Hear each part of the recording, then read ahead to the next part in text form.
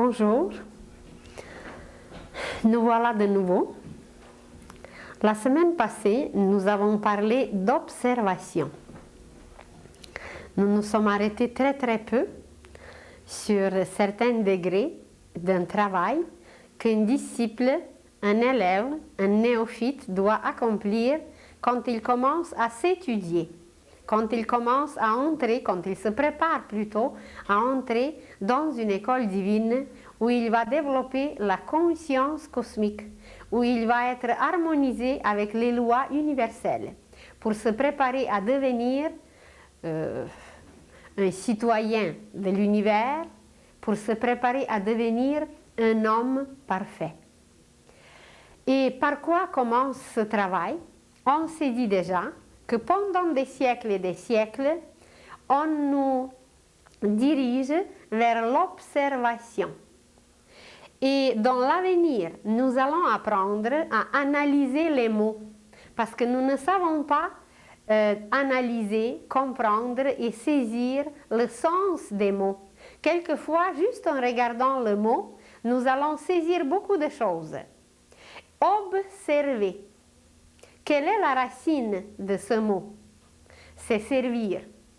Alors, imaginez-vous que le vrai but de toute cette école par laquelle on passe, de toutes nos tribulations dans l'école de la matière, sur la terre, c'est de nous apprendre à aimer, de devenir les fils de Dieu qui sont comme le Christ, de devenir les Christ, de devenir les créateurs.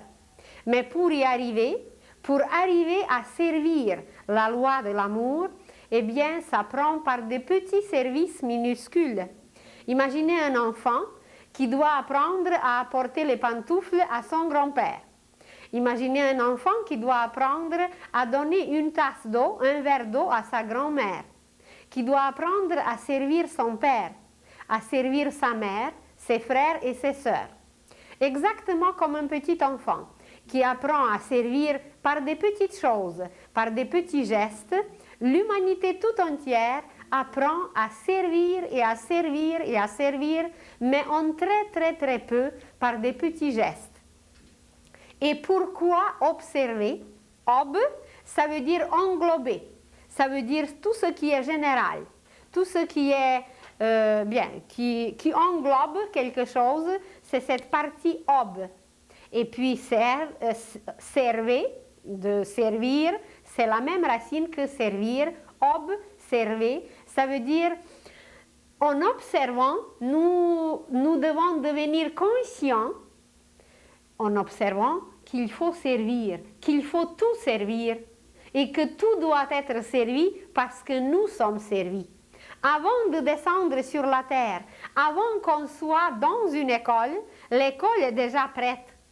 Les systèmes, je ne sais pas, de chauffage, de communication, de nettoyage, de tous les systèmes qui entretiennent une école sont déjà là avant qu'on arrive dans une école. Alors, avant que nous étions sur la terre, dans cette école, eh bien, tout a été déjà bâti. On nous a servi avant que nous nous y installions.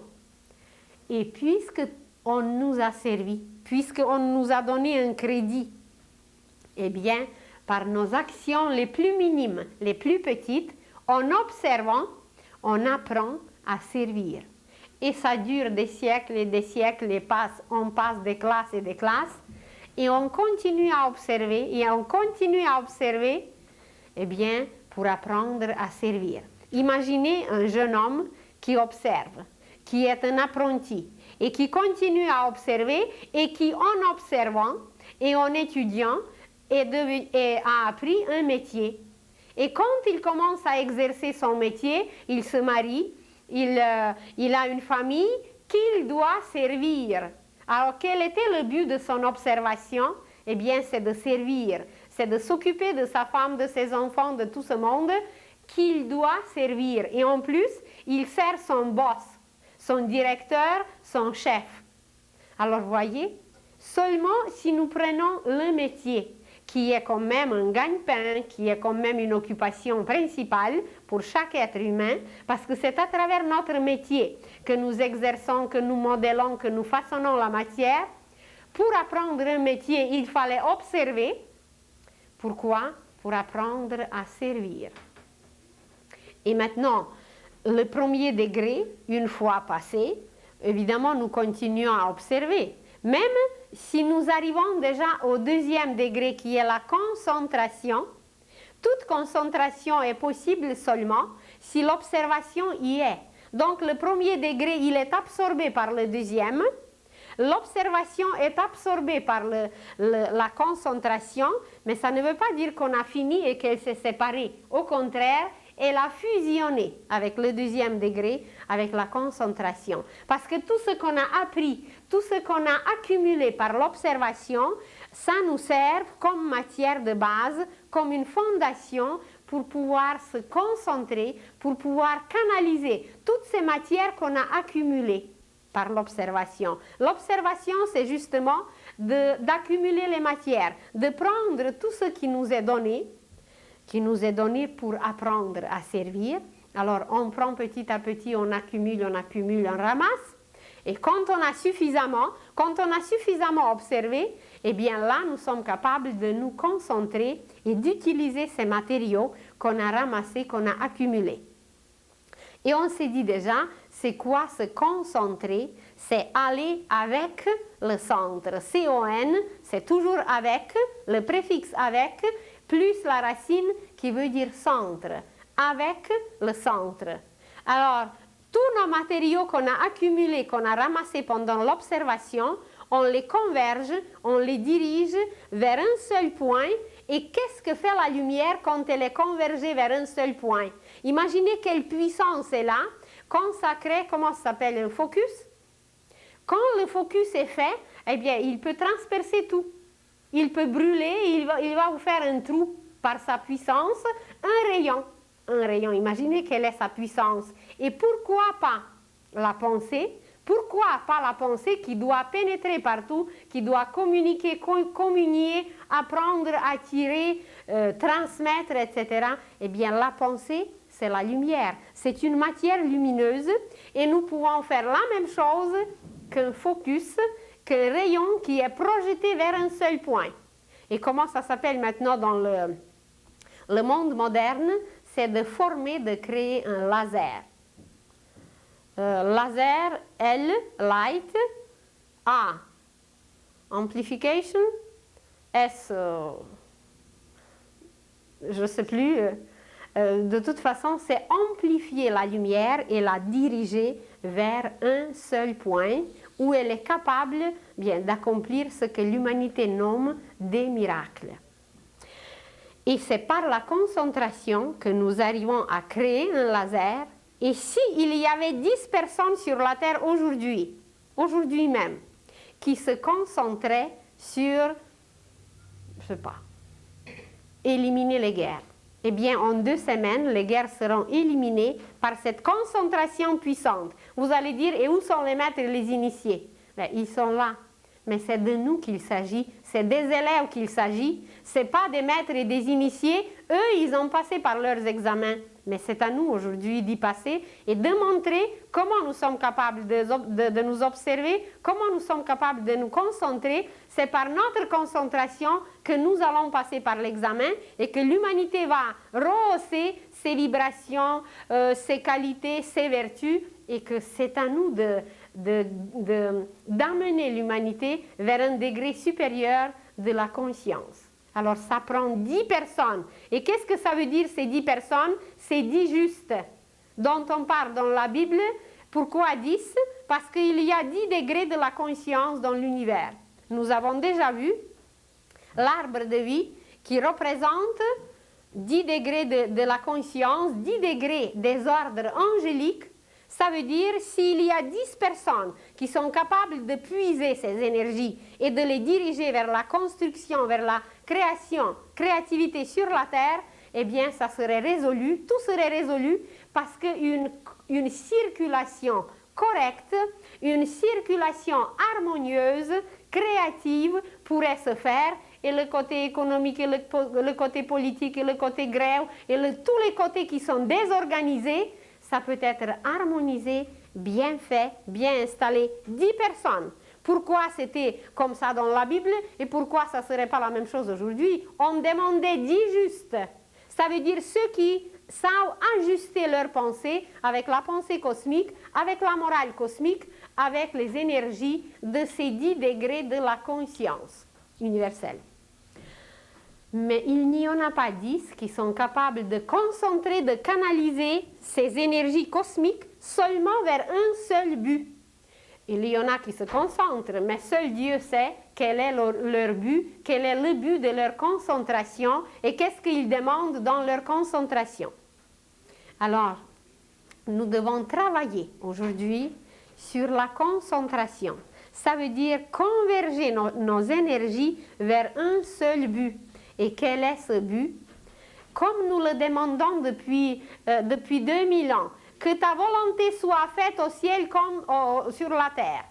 Eh bien, c'est cette volonté, c'est sa volonté qui doit s'accomplir aujourd'hui sur la terre. Et pourquoi nous le répétons autant, tous les jours, sans le vouloir maintenant que ça se réalise? Eh bien, il faut que ça se réalise un jour.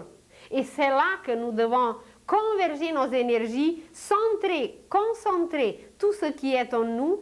Et c'est quoi cette volonté? Ben, c'est le royaume de Dieu sur la terre qui va être installé malgré nous. Même si nous ne nous concentrons pas, bien, il y a d'autres qui se concentreront et qui amèneront le royaume de Dieu sur la terre malgré nous seulement. Si nous ne nous concentrons pas, eh bien, c'est qu'on ne pourra pas participer à ce travail grandiose, à être les citoyens, les participants, les fils de Dieu qui vont le faire.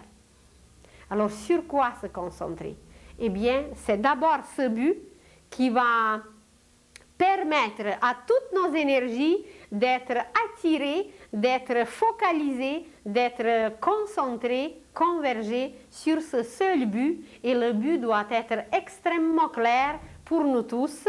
C'est la réalisation du royaume de Dieu sur la terre d'ici la fin du siècle. Eh bien, nous serons tous les témoins.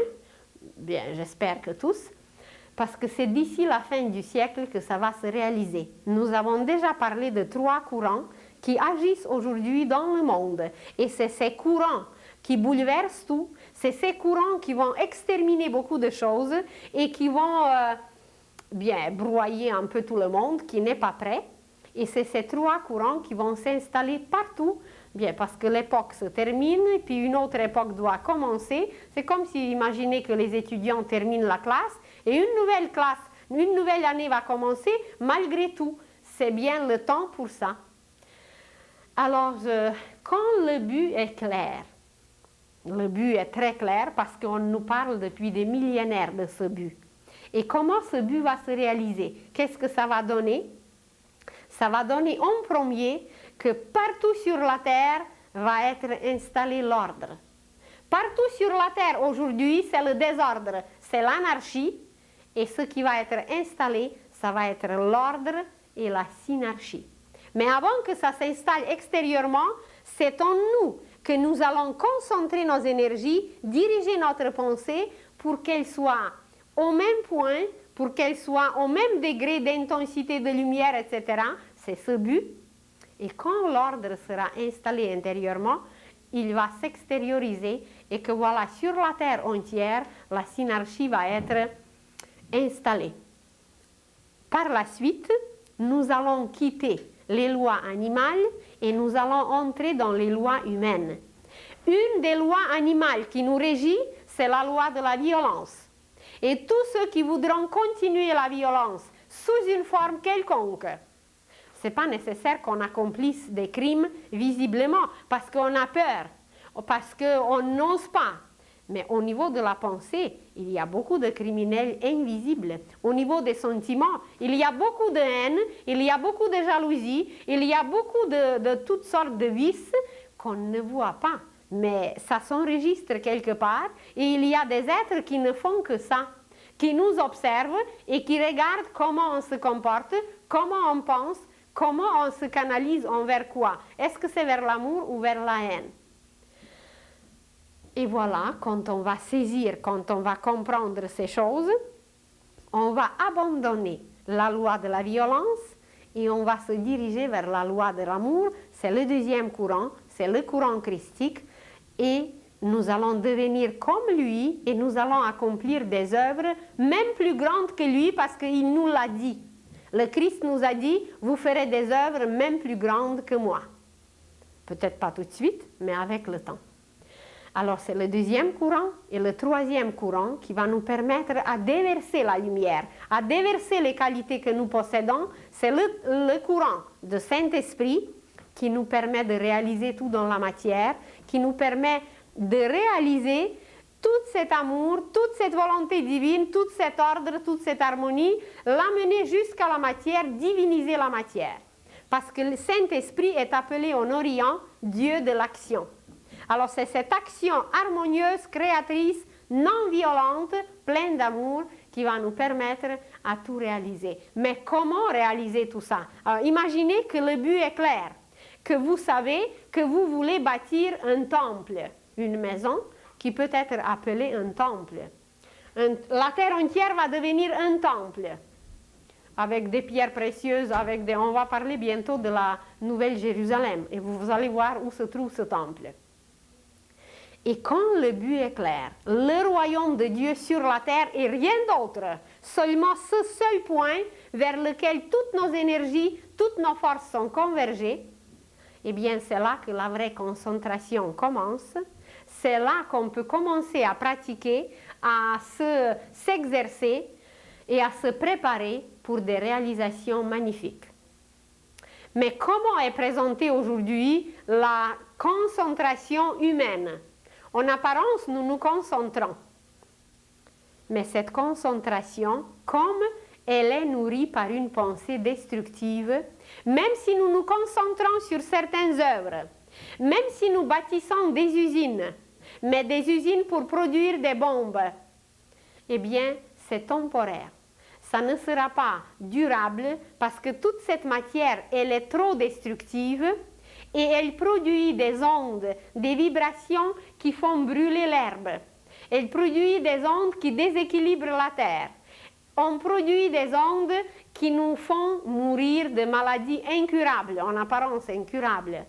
Alors on se concentre, mais on se concentre sur des œuvres meurtrières, sur des œuvres criminelles et sur des œuvres complètement destructives. Alors la concentration humaine d'aujourd'hui, elle est présentée par une image graphique que vous allez voir ici. Elle est complètement détachée, elle est en morceaux. Notre concentration, imaginez un criminel qui va voler une banque.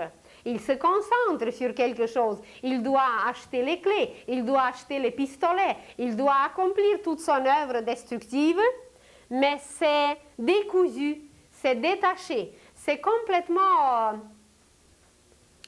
débalancé, c'est un décalage de tout ce qui existe en lui. Il va réaliser quelque chose, mais ce n'est pas durable. Une usine qui produit des bombes, eh bien, premièrement, les résultats, la gloire de cela, ce n'est pas pour l'éternité. Même si ça va durer tout un siècle, mais ça va être démoli un jour. Et même ceux qui l'ont fait, ceux qui l'ont produit, leur concentration est nulle. Alors l'image que vous voyez, c'est l'image de la concentration d'aujourd'hui qui est complètement débalancée, décousue, détachée. Chaque morceau que vous voyez ici, c'est des petites concentrations, mais sur des œuvres de violence, sur des œuvres criminelles et sur des œuvres de la destruction.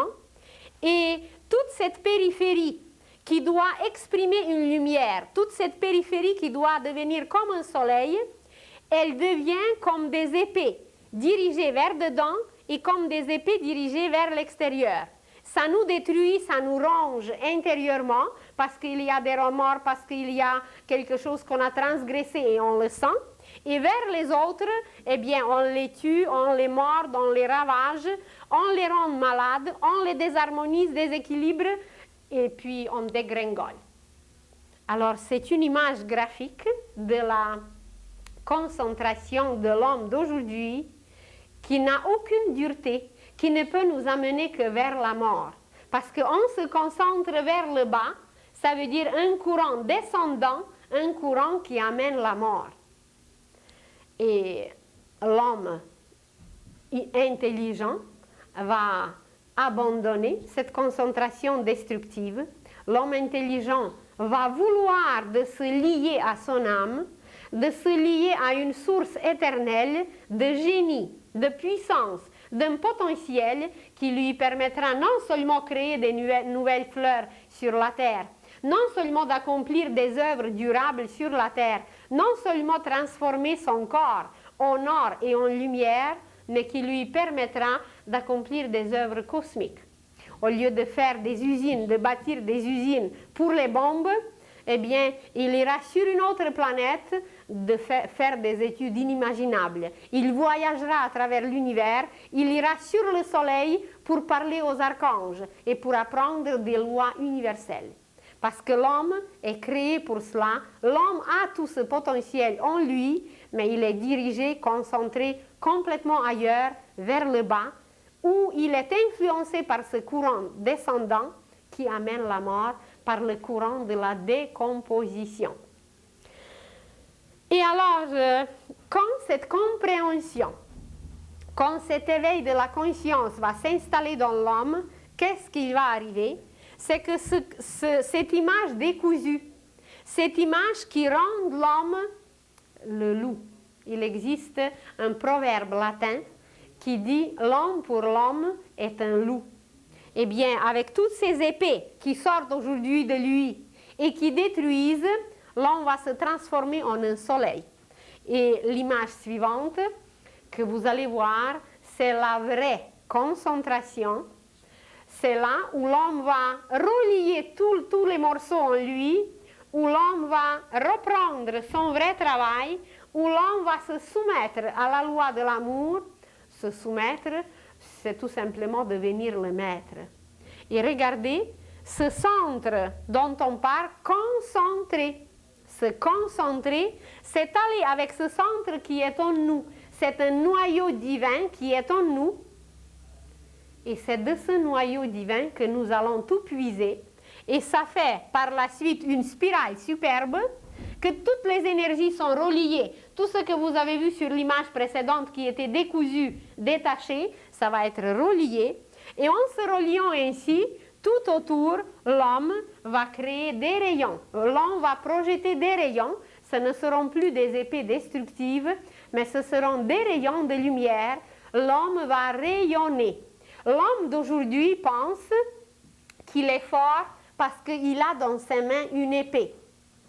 Mais en réalité, l'homme fort, ce n'est pas celui qui raisonne, mais celui qui rayonne.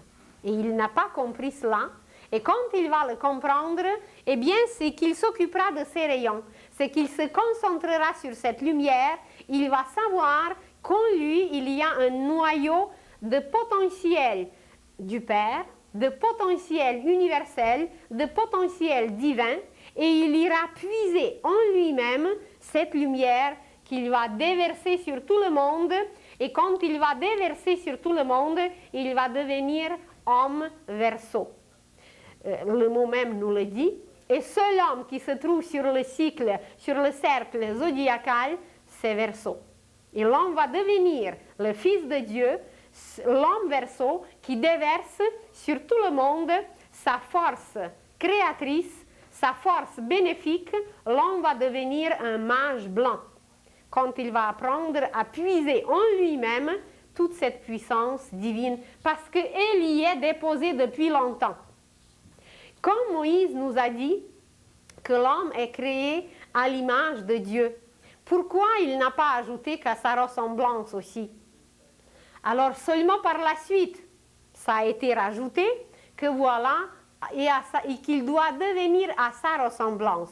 Nous sommes à l'image, ça veut dire que nous possédons cette sémence en nous. Mais la petite sémence, un gland, ne ressemble pas à un chêne. Alors, seulement en devenant un chêne, seulement en faisant pousser cette puissance qui est contenue dans la petite sémence, l'image va ressembler au Père. Alors, être à l'image de Dieu, c'est posséder la même puissance, posséder le même potentiel, mais en germe. Mais puisqu'il est là en germe, c'est à nous de le faire pousser. Et c'est justement cette école de la matière, c'est pour faire pousser cette puissance qui a été déposée en nous. C'est de se centrer sur cette sémence, d'ailleurs elle est ronde, c'est un petit point divin qui est en nous et qu'il faut pousser par quoi?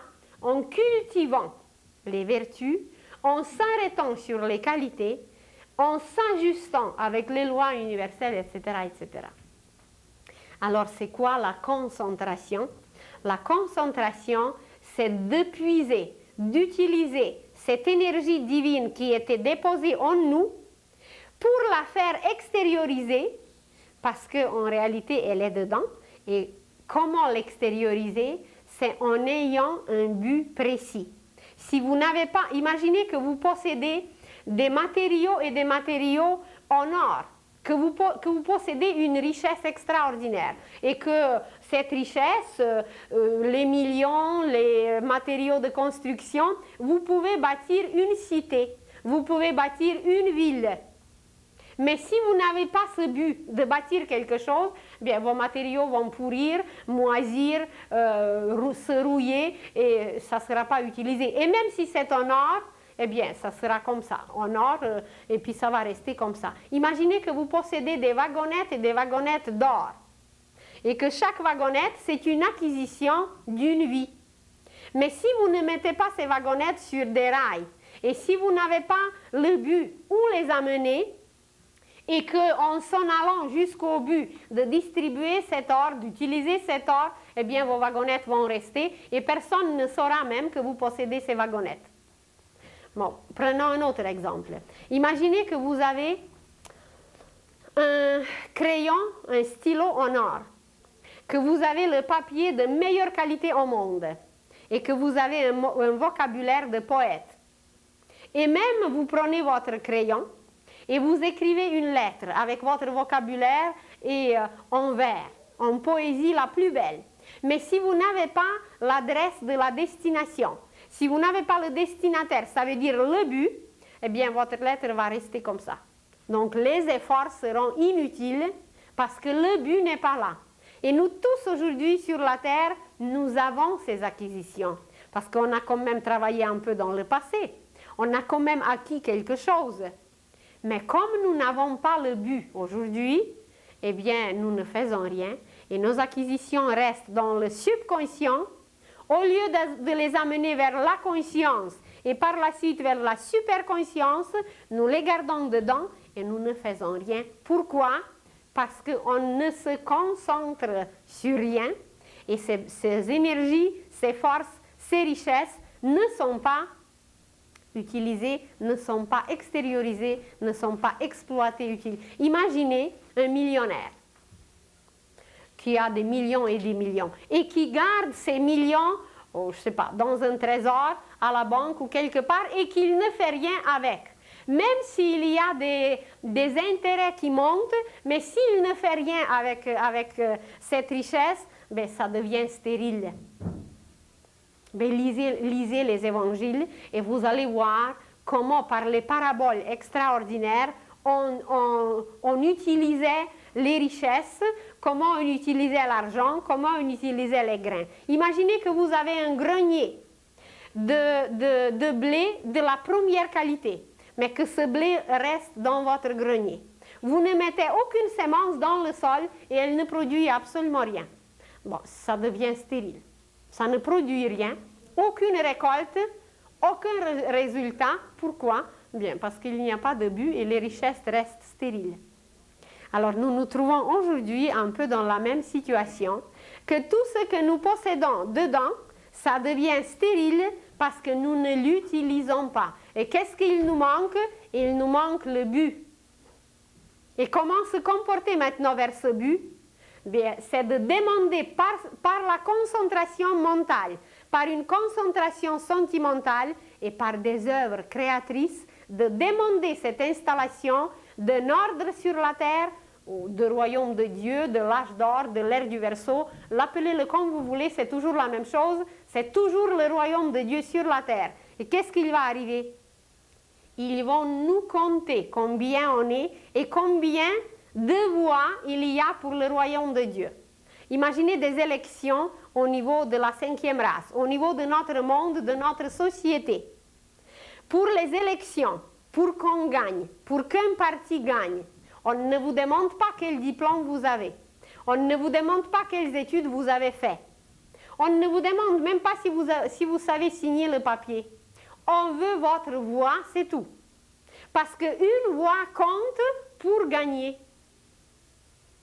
Et on en a, je ne me rappelle plus si on a mentionné, mais il existe aujourd'hui sur la Terre une vague d'incarnation des esprits qui ont transgressé les lois divines à l'époque atlantéenne.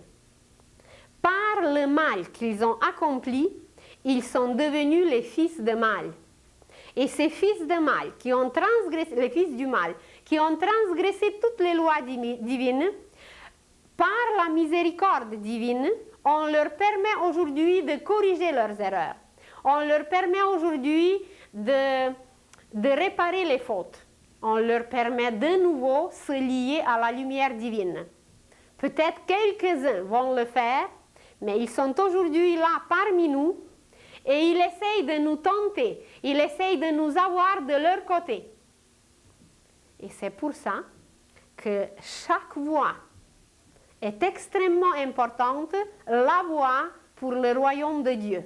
Parce qu'à l'époque atlantéenne, ces fils du mal, pour la première fois dans l'histoire de l'humanité, ont eu le dessus, ont eu la victoire sur le bien. C'est temporaire. Dans l'univers, s'il arrive une chose pareille, c'est toujours temporaire.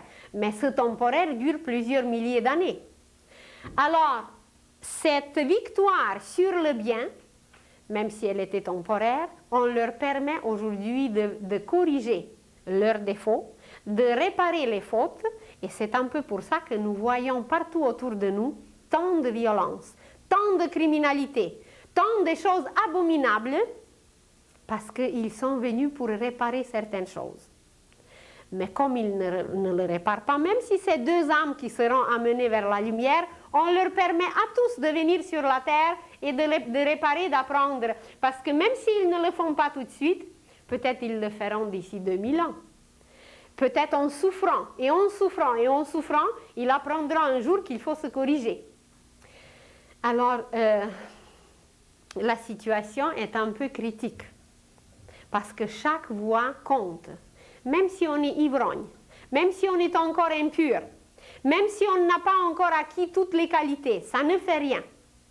Mais il faut que notre but soit très clair, parce que ce but va nous permettre, avec le temps, de nous corriger, de guérir notre ivrognerie, d'acquérir certaines qualités qu'on manque. Ça ne fait rien, on nous donnera toutes les occasions, toutes les possibilités et toutes les conditions, si notre but est clair et si nous nous disons « oui, je veux travailler, oui, je veux arriver, oui, je veux participer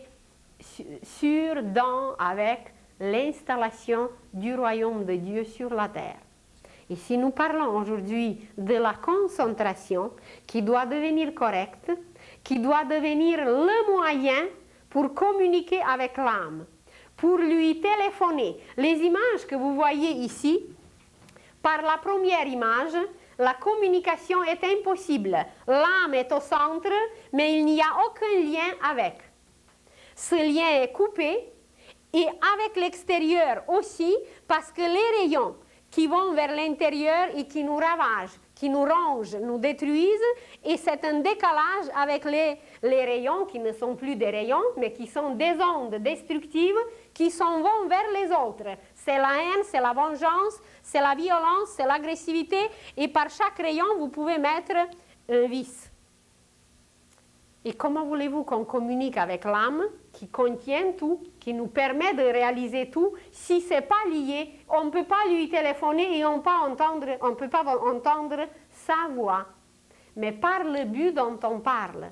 Si ce but est clair, l'installation petit à petit va se faire, et c'est l'image suivante qui va se produire, c'est qu'on va recoudre les morceaux de l'image précédente et ces morceaux recousus, eh bien, ça va faire une belle spirale par laquelle chaque message va arriver à l'âme et de l'âme, chaque message sera transmis et que voilà, il sera répandu sur toute la terre, déversé sur toute la terre. Alors, quel est le premier pas? C'est de vouloir choisir ce but divin que l'âme exprime, que l'âme manifeste. Si ce but divin n'est pas choisi, qu'est-ce qu'il va arriver? Mais c'est tout simplement qu'on ne pourra pas augmenter le taux vibratoire de nos ondes et comme on ne pourra pas le faire, on va rester au ralenti et tout ce qui va rester au ralenti sur la Terre, comme elle doit changer de taux vibratoire, ça va être pulvérisé, ça va être balayé, ça va être exterminé parce que ce cycle au ralenti termine pour la Terre. Eh bien, c'est à nous de faire le choix, c'est à nous de se décider, de choisir ce but, parce qu'on en a déjà dit que la décision nous appartient aujourd'hui. Jadis, notre conscience était comparable avec la conscience d'un enfant pour lequel c'est ses parents qui choisissent l'école, c'est ses parents qui décident. Mais aujourd'hui, ce n'est pas nos parents spirituels, ce n'est pas nos guides spirituels qui décideront, c'est nous-mêmes. Avec notre conscience éveillée, humaine, nous déciderons nous-mêmes de choisir notre but, de se diriger vers ce but et de dire notre oui pour le royaume de Dieu sur la terre. Mais par quoi nous sommes pris encore? Nous sommes pris encore par tous ces morceaux. Chaque morceau que vous voyez ici, ça c'est symbolique. Mais derrière ce morceau, il y a des milliers d'autres petits morceaux. Ça c'est tous nos désirs et toutes nos pensées personnelles. Ça n'a rien à voir avec l'âme, ça n'a rien à voir avec l'esprit et ça n'a rien à voir avec une réalisation terrestre du royaume de Dieu sur la terre. Alors, ça c'est les désirs personnels et nous allons devenir impersonnels. La conscience humaine d'aujourd'hui, elle est personnelle et elle nous amène vers la mort.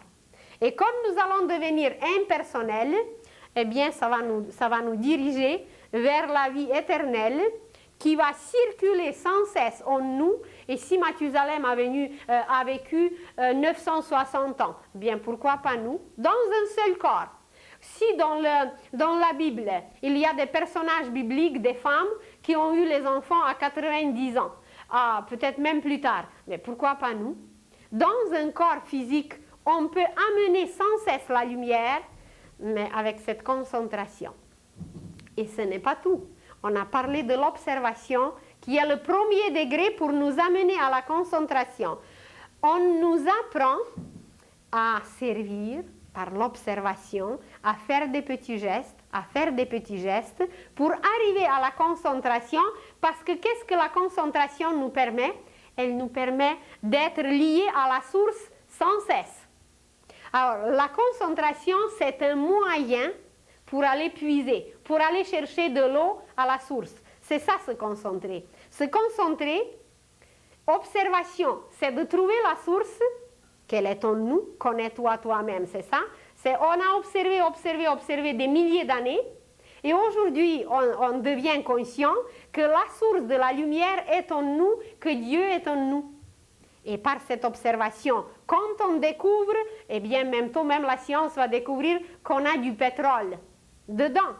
Mais pas peut-être exactement par la structure chimique comme le pétrole extérieur, mais il y a du pétrole extraordinaire en nous qui nous permettra de voyager à travers l'espace.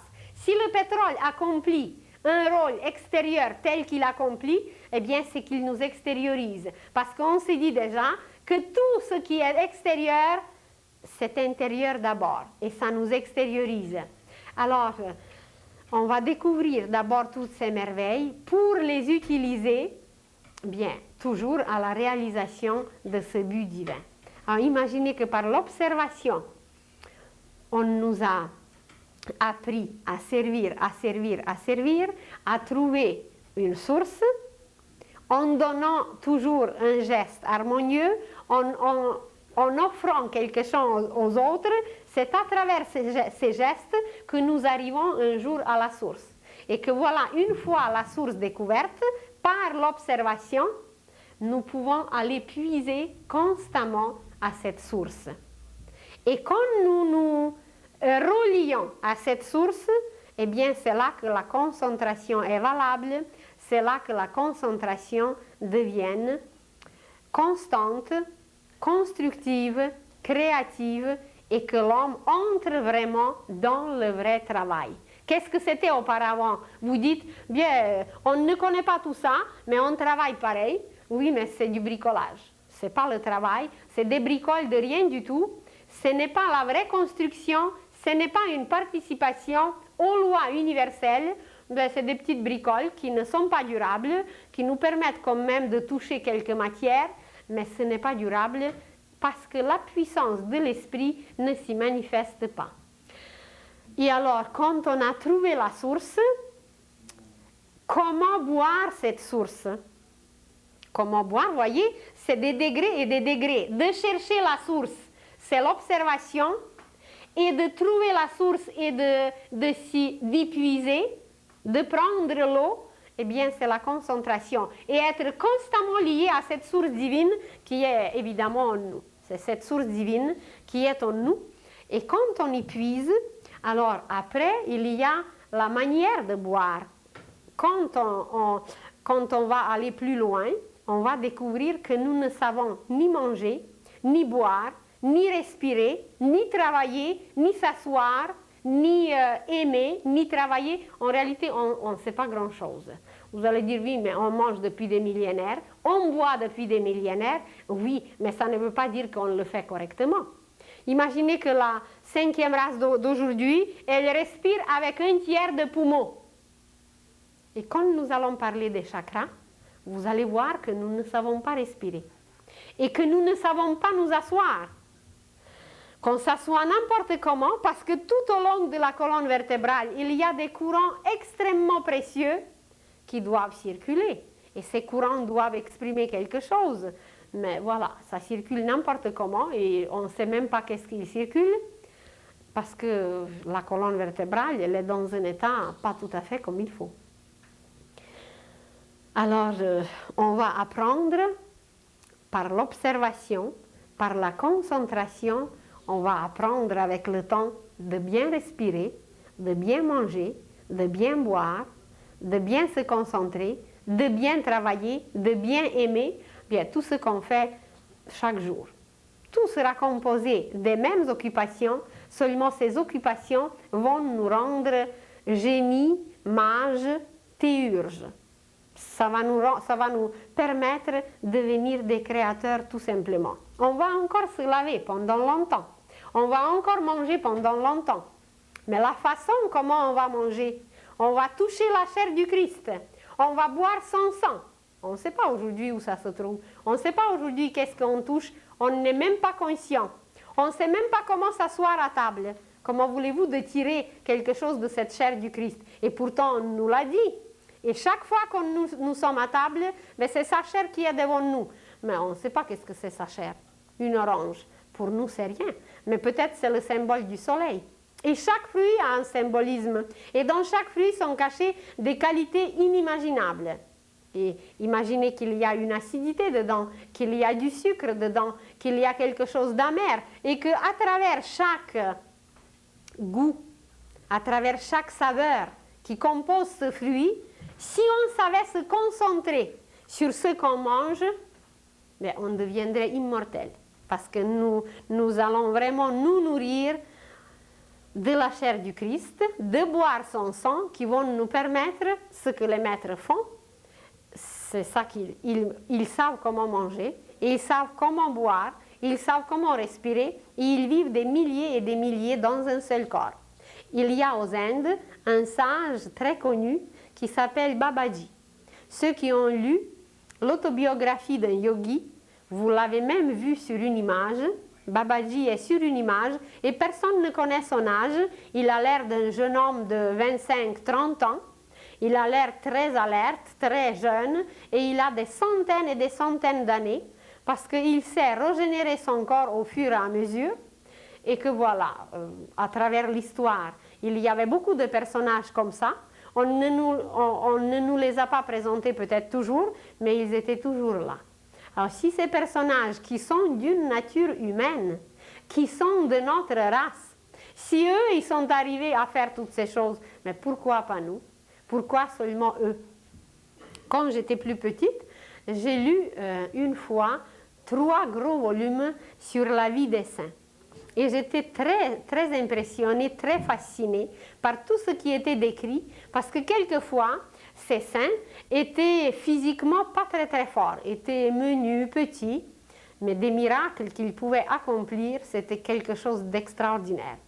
Je me suis dit, comment se fait-il, quelle sorte de force s'exprime à travers eux, qu'à travers cette apparence pas très très forte, comment se fait-il qu'ils pouvaient combattre le diable, qu'ils pouvaient exterminer des maladies, qu'ils pouvaient projeter une lumière qui mettait tout à terre? Et d'ailleurs, il existe une petite histoire qui parle d'une jeune fille. Elle était d'abord un enfant à l'époque romaine. Elle vivait à Rome, à l'époque de Néron. Et comme elle n'avait pas de parents, c'était une fille orpheline, une fois, dans la rue, un grand initié l'a découverte. Et elle l'a attiré, il a senti certaines émanations que cette fille dégageait. Il était très impressionné par ses yeux, par ses mains, et il a pris cet enfant dans la rue, et il l'a amené dans son château, et il a commencé à l'éduquer. Il a commencé à l'apprendre à bien parler, à bien se comporter, à bien s'habiller.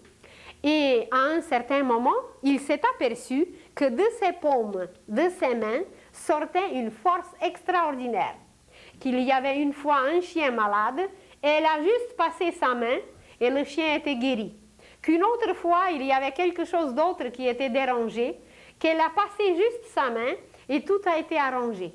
Et quand il s'est aperçu que de ses mains sortent une si grande force, alors il a compris que c'est une fille bien spéciale, que c'est une fille qui possède, qui a développé dans le passé cette force, et bien qu'elle pouvait guérir, qu'elle pouvait faire des merveilles. Alors il la prenait un peu avec lui partout, et une fois ils sont allés jusqu'à l'empereur, jusqu'à Néron.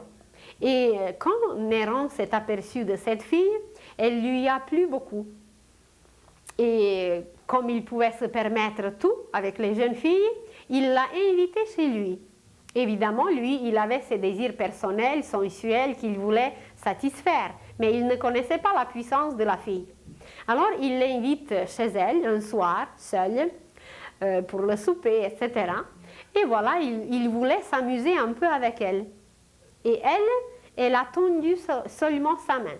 Et Néron était soulevé de la terre et il était projeté vers le mur et il a commencé à la supplier de le faire descendre sur la terre. Et la fille a fait le geste avec sa main et Néron, avec les promesses évidemment qu'il ne la touchera jamais, elle l'a fait descendre et puis elle est partie toute calme, toute paisible, comme si rien n'était. Et évidemment, comme la vie de Néron lui était beaucoup plus précieuse, alors il n'a pas osé toucher la fille et après il a fait courir des rumeurs que c'est une sorcière, que c'est une fille comme ça et comme ça, mais c'était tout simplement une fille qui a pu utiliser cette force qui sommeille en nous, qui est en état latent et quand cette force sera utilisée, eh bien nous ferons la même chose que Jésus faisait. Nous ferons un geste et voilà, un aveugle deviendra un homme comme tout le monde. On passera la main et voilà, quelqu'un sera ressuscité. Et déjà aujourd'hui, nous avons les moyens, même extérieurs, intérieurs étaient toujours là, mais même les moyens extérieurs pour réaliser ces choses. Mais nous ne nous préoccupons pas, nous ne voulons pas, nous ne cherchons pas, et puis comment voulez-vous qu'on fasse quelque chose? Si on ne cherche pas, c'est qu'on ne trouve pas.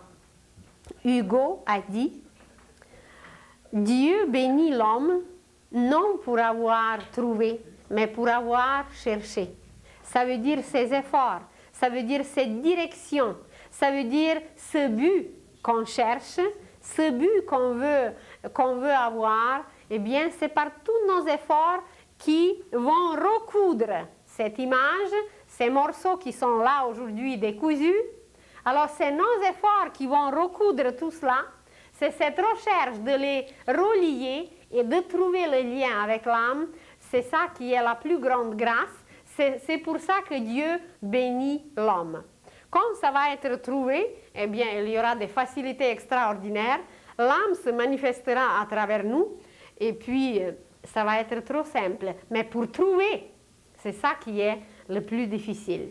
Alors, il y a certaines révélations, il y a certains messages qu'on nous transmet aujourd'hui.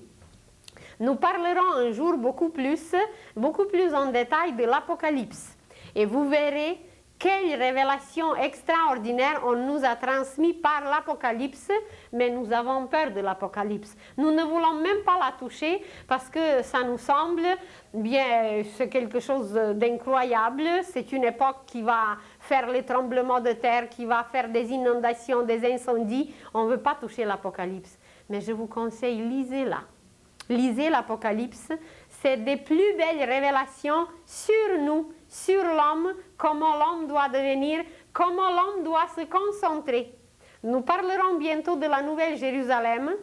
On ne pourra peut-être pas parler de tout parce qu'une heure de temps en temps, ce n'est pas beaucoup. Mais nous nous arrêterons quand même un peu et vous allez voir qu'est-ce que c'est la Nouvelle Jérusalem. C'est l'homme lui-même. C'est un comportement nouveau. C'est des pensées nouvelles. C'est des sentiments nouveaux. C'est le but divin sur lequel ces nouvelles pensées, ces nouveaux sentiments savent se concentrer. Mais ça ne nous intéresse pas aujourd'hui beaucoup parce que ça ne nous apporte pas des gains, ça ne nous apporte pas des intérêts immédiats. Ça nous apporte des merveilles pour l'avenir, mais on ne se préoccupe pas trop de l'avenir. Alors, personne ne nous obligera. Une liberté nous a été donnée et que voilà, on va garder cette liberté. Mais le choix nous appartient aujourd'hui. Et puis, ceux qui voudront, eh bien, ils iront très très loin.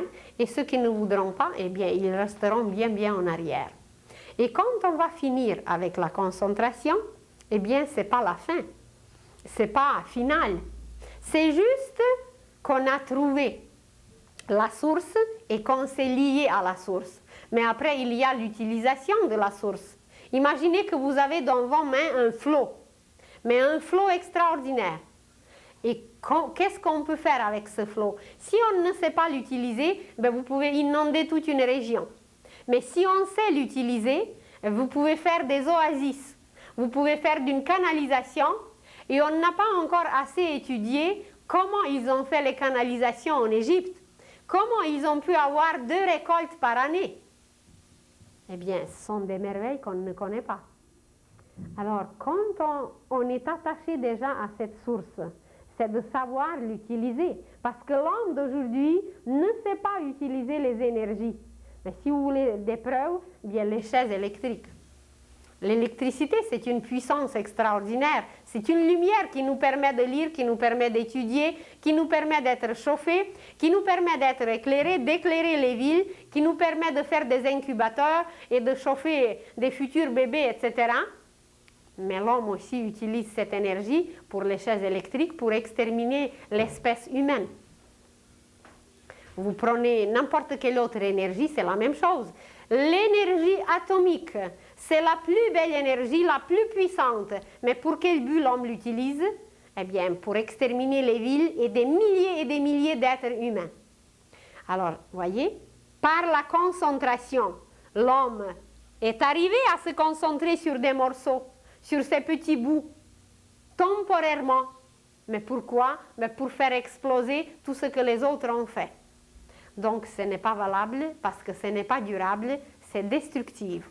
Et il est entraîné par ce courant qui va exterminer, qui peut même exterminer la race entière, l'humanité entière et même déséquilibrer bien le système solaire. C'est arrivé déjà dans l'univers que l'univers entier a péri à cause d'un comportement déplorable comme les humains le font aujourd'hui. Alors, comment utiliser la source? Voilà, même si on arrive à la bonne concentration, même si on a trouvé la source, mais comment l'utiliser? Ou inonder tout le monde, ou abreuver tout le monde, ou nourrir tout le monde, ou faire des chaises électriques. Vous voyez? Sur chaque degré, il faut savoir et il faut apprendre quoi faire. D'abord, comment observer, comment servir. Parce que ce n'est pas suffisant aujourd'hui de servir ou de vouloir servir. Parce qu'on peut servir Dieu, mais on peut servir le diable. C'est encore le choix qu'il faut faire aujourd'hui même avec notre observation. Et il ne faut plus observer la laideur. Il faut la transformer en beauté. Parce que dans la laideur, c'est les entités descendantes qui habitent. Et dans la beauté, c'est les entités éclairées, lumineuses, ascendantes qui nous amènent vers les degrés de la conscience élevée. Vous voyez, même pour servir, même pour observer, on ne sait pas. Alors, pour se concentrer, c'est pareil. On se concentre sur les usines avec des bombes et on extermine l'humanité, les peuples et les races. Et même quand on va apprendre à se concentrer, ça veut dire qu'on a trouvé la source. Eh bien, maintenant, comment utiliser la source? Et ce comment, eh bien, c'est la méditation. C'est comment manger. Bien, avant tout, c'est bien mastiquer. Avant de commencer de manger, il y avait la préparation du repas. Il y avait le choix des aliments. Alors, par l'observation, on choisit les aliments. Par la concentration, on prépare le repas. Et par la méditation, on commence à mastiquer. Mais ce n'est pas tout. Après la mastication, il y a d'autres degrés. Et de cela, nous parlerons plus tard, bien en détail, parce que tout ce travail se fait au niveau psychique aussi. C'est pour ça que je vous ai parlé la semaine passée, que par cette observation qui n'est pas correcte aujourd'hui, eh bien, nous nous nourrissons des pelures. Alors, voilà, sur quoi se concentrer? Eh bien, sur un but élevé divin.